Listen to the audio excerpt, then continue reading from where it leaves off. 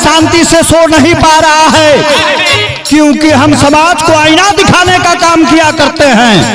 आज हमारे देश में आग लगी पड़ी हुई है। हमारे देश की अर्थव्यवस्था की रीढ़ की हड्डी हमारे ड्राइवर भाई आज मायूस पड़े दिख रहे हैं। उनके ऊपर इस सरकार, जालिम सरकार का जो आदेश आया है, संसद भवन से कानून पास हुआ है, 7 लाख रुपया और 10 साल जेल। ये बताइए कि कोई मिडिल क्लास फैमिली का ही तो बेटा है जो जान की बाजी लगाकर गाड़ी मोटर चलाता है। कोई भी ड्राइवर अपनी जानकारी में ये नहीं चाहता है कि हम एक चींटी का भी अपने गाड़ी से हत्या करें। इसके बाद उनके प्रोत्साहन के लिए, उनको आगे बढ़ाने के लिए ये सरकार क्या कान में जू रेंग रहा है, इसके बदले उसे काला कानून से संबोधित कर रहे हैं। लोग गाली दे दिया करते हैं, किस तरह से ब्रेक मार रहे हो, सह लेता है।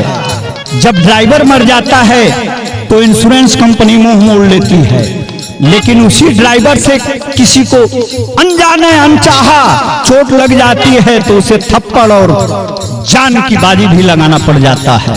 कहना बा ये सरकार, तानाशाही सरकार, तुमसे मेरा निवेदन है, सुनो क्या है।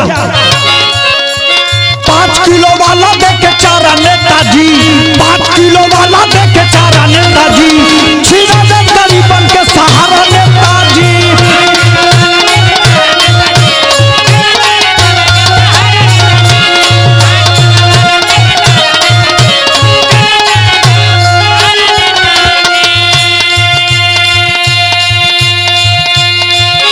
सरकार ये समझ रही है कि इस देश के जन जन के लोग, सारे वोटर बिक जाते हैं। आपकी गलत फहमी है। 5 किलो राशन से कुछ नहीं होने वाला है। हमारे गरीब ड्राइवर मजदूर खून पसीना बहा करके अपना परिवार चलाते हैं। कहना बा जान प्राण के ड्राइवर ही बेचारा,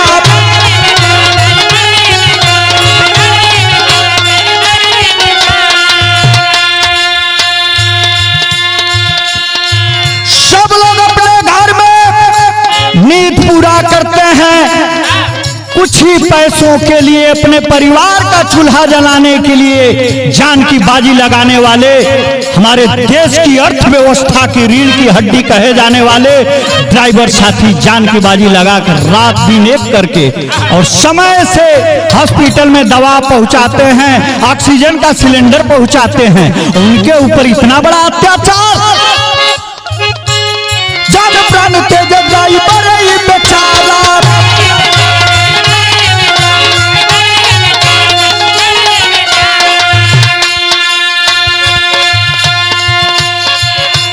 गाड़ी खोले कोई मालिक तेरा सहारा,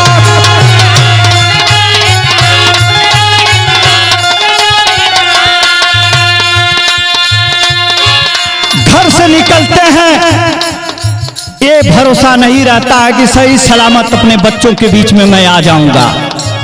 देश के लिए अगर कोई मर मिटने की बात करता है, देश के लिए खून पसीना बहाता है, तो एक किसान है, एक सेना का जवान है, और तीसरा नंबर अगर आता है तो ड्राइवर का आता है। कहना बा लाख जानी पेटा बापे मारा नेताजी, लाख जानी पेटा बापे मारा नेताजी, छीना दे गरीबन के सहारा नेताजी।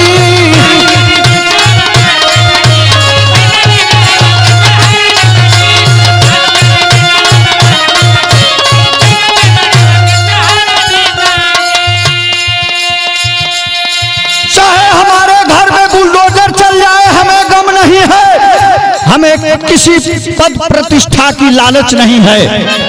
हम देश का नागरिक है, हमें संविधान बोलने का अधिकार दिया है। इस बीजेपी निकम्मी सरकार से कहना चाहता हूं कि साहब तो 3 ही हैं, एक ड्राइवर साहब और एक मास्टर साहब और एक डॉक्टर साहब, तीनों साहब के हाथों में देश का भविष्य होता है।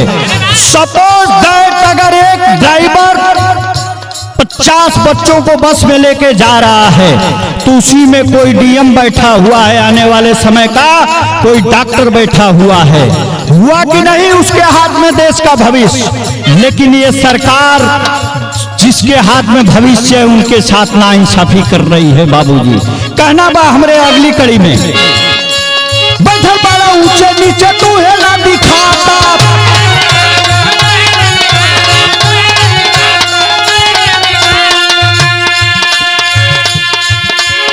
आदरणीय प्रधानमंत्री जी, गृह मंत्री जी, आप भूल रहे हैं कि यही ड्राइवर, यही किसान और यही नौजवान आपको लंबी कतार में लग करके और दे करके आपको उस ऊंचाई पर बैठाया है।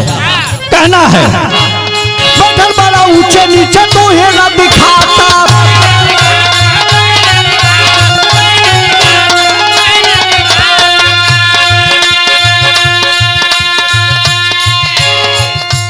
बुझल बड़ा चरबे से सब्जियां खाता,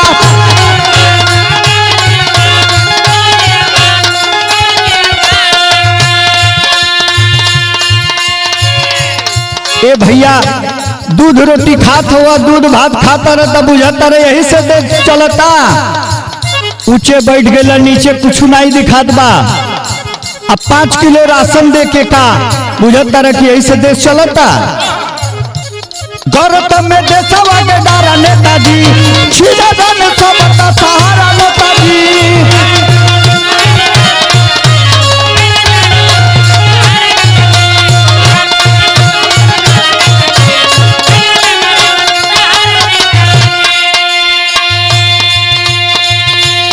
ड्राइवर को लोग साहब कहते हैं, लेकिन ये राकेश यादव पप्पू भगवान का दर्जा देता है।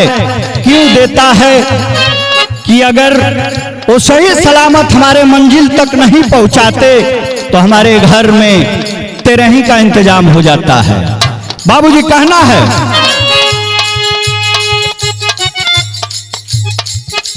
ड्राइवर मना में प्रभु कृपा बनाना,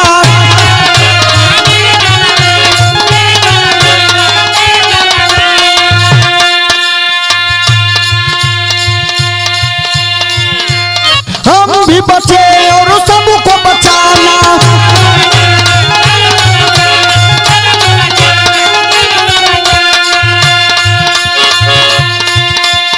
अंजन भैया कोनो ड्राइवर ये ना सोचेला कि हमारे गाड़ी से एगो चींटी का भी हत्या हो जाए, चींटी भी दब जाए। वो ड्राइवर के ऊपर इतना बड़ा जुल्म, एक्सीडेंट के बाद 7 लाख रुपया ड्राइवर जुर्माना भरेगा, 10 साल की जेल सलाखों के बीच में रहेगा। दिमाग सठिया गइल बा, मामा कपार छिलवा के तनी सा ऊपर खरिया न रखल जाला ठंडा करे खातिर, खरिया में हल्दी का लेप लगवावा ठंडा जाइबा। कहना बा ड्राइवर के खून जमीगारा नेताजी, ड्राइवर के खून जमीगारा नेताजी, छीना जमी सबका सहारा नेताजी।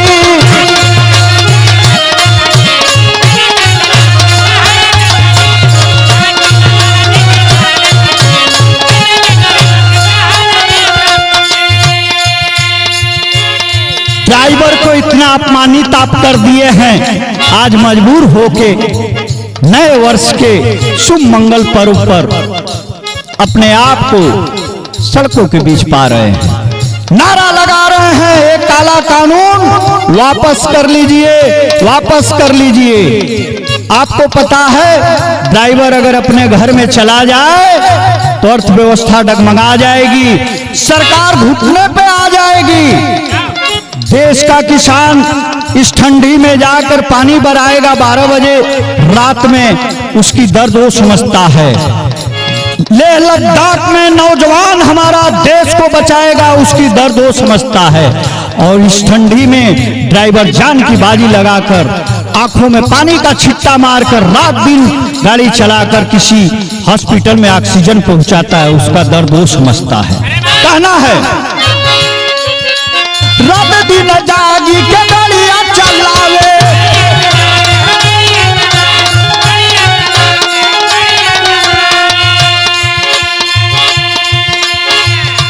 हंसे परिवार जब घर चली आवे।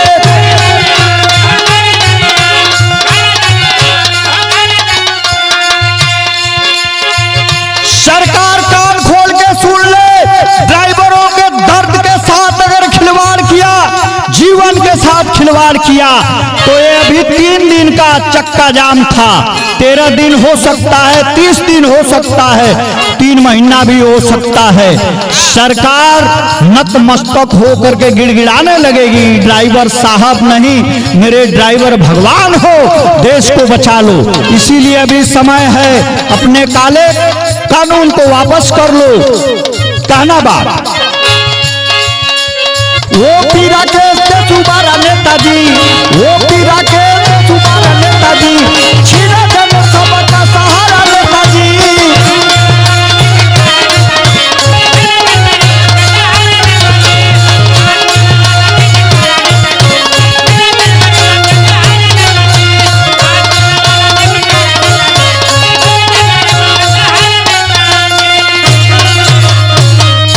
देश के ड्राइवर ईंट से ईंट बजा देंगे, संभल जाइए।